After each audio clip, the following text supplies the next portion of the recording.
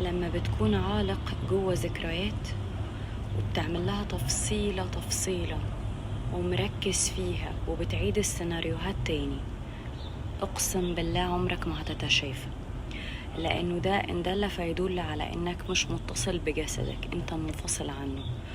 وانه انا دلوقتي لما بشافي انا بشافي الجسد، في اتصال ما بين عقلي وجسمي، فانا انفصلت علشان بسبب عدم الامان، المخاوف، ان انا مش قادر اواجه الجزء المظلم فيا، فانا بكون مش قادر اواجهني، فببدأ افصل حاجات وافصص حاجات واعيد ذكريات واشكك فيها وافضل عايش بقى هناك في العقل.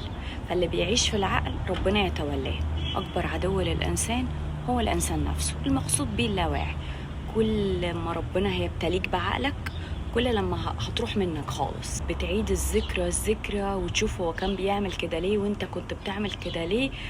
ده عمرك ما هيخليك تتشافى. التشافي انك بتكون متصل بجسدك، وانت هنا لما بتكون عالق في عقلك بتكون منقطع تماما عن جسدك، فانت مش قادر تواجه المخاوف ولا المشاعر ولا تتكلم مع نفسك عن مشاعرك وانك خجلان منها، او ازاي ده حصل فيا، او الاجو بتاعك مسيطر على الحالة دي.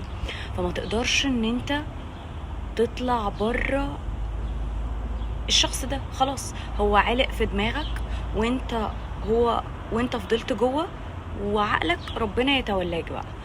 احنا عندنا 4 اجساد: جسد مشاعري، فكري، مادي، وطاقي. انت مش متصل باي واحد، ولا الجسد المشاعري اصلا متنظف، واكتر جسد بنشتغل عليه هو الجسد المشاعري. اكتر تنظيف بياخد وقت الجسد المشاعري. فلو انت مش منظف معلش انت هتفضل بقى الله يكون في عونك وفي عون دماغك بقى.